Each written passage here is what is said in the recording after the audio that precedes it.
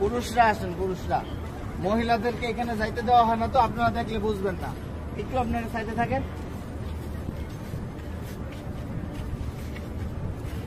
আমরা ভিতরে যাব হচ্ছে এইভাবে।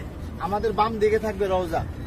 রওজা থাকবে কি বাম দিকে। ভিতরে কথা বলার কোনো সুযোগ নাই, বেশি সময় দাঁড়ায় থাকারও সুযোগ নাই। প্রথম দুইটা ছিদ্র থাকবে, যে দুইটা ছিদ্রের ভিতরে কোনো কিছু নাই। কবরের জায়গা ফাঁকা আছে। এখানে হযরত ঈসা আলাইহিস সালাতু ওয়াস সালামকে দাফন করা হবে। ওই পাশে হচ্ছে হযরত ইমাম মাহদিকে দাফন করা হবে। তো এই যে প্রথম দুইটা ছিদ্র ফাঁকা, এখানে অনেকে দেখবেন সালাম দিতেছে, ভিড় লেগে আছে। এখানে সালাম দিব না, আমরা সালাম দিব হচ্ছে এইখানে। এইখানে এই ছিদ্র বরাবর ভিতরে হচ্ছে রাসূল সাল্লাল্লাহু আলাইহি ওয়াসাল্লামের রওজা। এই জায়গায় সালাম দিব। দেখবেন যে এরকম যেই ছিদ্রটা, এইটার সাথে কিন্তু কোনোটার মিল নাই, ঠিক আছে? এই বরাবর নবীজিকে সালাম দিতে হবে। রাসূল সাল্লাল্লাহু আলাইহি ওয়াসাল্লাম এখানে জীবন্ত অবস্থায় শুয়ে আছেন, ডান কাত হইয়া। নবীজির মাথা এদিকে, পা হচ্ছে এদিকে, ঠিক আছে? রাসূল শুয়ে আছেন, উম্মতের সালাম গ্রহণ করতেছেন।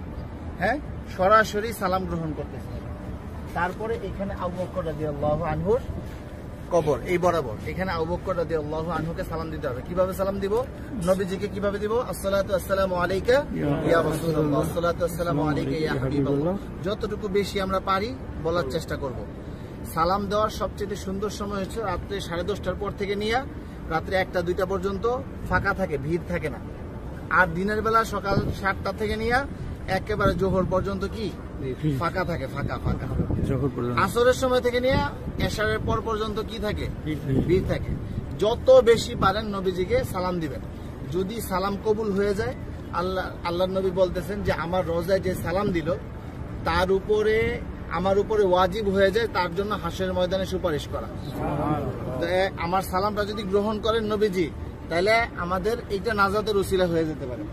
যাই হোক, বলতেছিলাম এই বরাবর আবু বকর রাদিয়াল্লাহু আনহু, আবু বকর রাদিয়াল্লাহু আনহু মাথা এদিকে, পা এদিকে।